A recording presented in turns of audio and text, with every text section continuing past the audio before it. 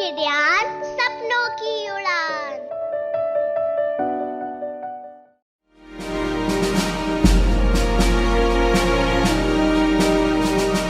ये कहानी है महान क्रांतिकारी खुदीराम बोस की। 3 दिसंबर 1889 को बंगाल के मिदनापुर में जन्मे खुदीराम बोस बचपन से ही उग्र विचार के थे। 14 साल की उम्र में जब उनकी मुलाकात महान क्रांतिकारी सत्येंद्र नाथ से हुई तो उनकी विचारधारा को दिशा मिलनी शुरू हो गई। 9वीं कक्षा में ही उन्होंने पढ़ाई छोड़ दी और देश की आजादी को जीवन का अंतिम मकसद बना लिया और वो रेवोल्यूशनरी पार्टी के सदस्य बन गए। 1905 में बंगाल का विभाजन हुआ तो इसके विरोध में भारी आंदोलन शुरू हो गया। खुदीराम बोस ने इस आंदोलन में बढ़ चढ़कर हिस्सा लिया। उस समय कलकत्ता का मजिस्ट्रेट किंग्सफोर्ड एक क्रूर अधिकारी के तौर पर विख्यात था।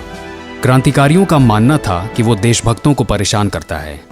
वो किंग्सफोर्ड बहुत बड़ा बेरहम है, हिंदुस्तानियों की छोटी सी भूल पे कठोर सजा देता है।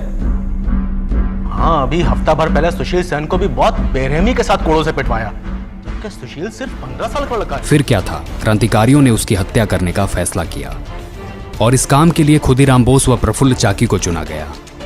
ये दोनों क्रांतिकारी किंग्सफोर्ड की हत्या करने बिहार के मुजफ्फरपुर पहुंचे और किंग्सफोर्ड की गतिविधियों पर नजर रखने लगे।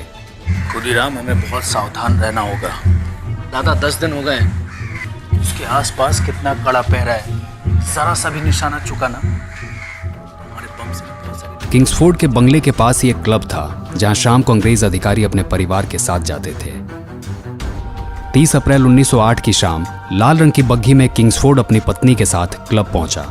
कार्यक्रम खत्म होने के बाद रात के करीब 8:30 बजे लाल रंग की वो बग्घी क्लब से वापस सड़क की ओर निकली। फिर क्या था, खुदीराम बोस और प्रफुल्ल चाकी ने उस पर बम फेंका और यह मानकर फरार हो गए कि किंग्सफोर्ड मारा गया। मगर इस दौरान एक गलतफहमी हो गई थी। बग्घी में किंग्सफोर्ड नहीं बल्कि 2 यूरोपियन महिलाएं थीं। दोनों की मौके पर ही मौत हो गई। ये सारी गलतफहमी अंधेरे और एक ही रंग की बग्घी के कारण हुई थी। खुदीराम बोस और प्रफुल्ल चाकी करीब 25 मील भागने के बाद एक रेलवे स्टेशन पहुंचे, लेकिन बोस पर पुलिस को शक हो गया और पूसा रोड रेलवे स्टेशन पर उन्हें घेर लिया गया। अपने आप को घिरा देख प्रफुल्ल चाकी ने खुद को गोली मार ली।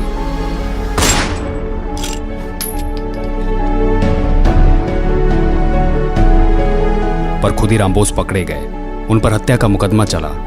उन्होंने अपने बयान में स्वीकार किया कि उन्होंने किंग्सफोर्ड को मारने का प्रयास किया था और दोनों निर्दोष महिलाओं की मौत पर अफसोस जताया। यह मुकदमा केवल 5 दिन चला। 8 जून 1908 को उन्हें अदालत में पेश किया गया।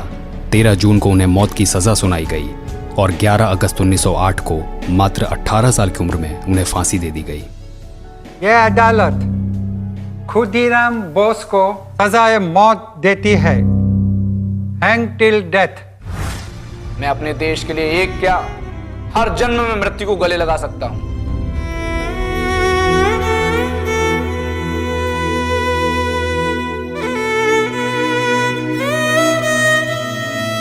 इतने संगीन मुकदमे को मात्र 5 दिन में रफा दफा कर अंग्रेजों ने अपनी न्याय व्यवस्था का मजाक बना डाला था।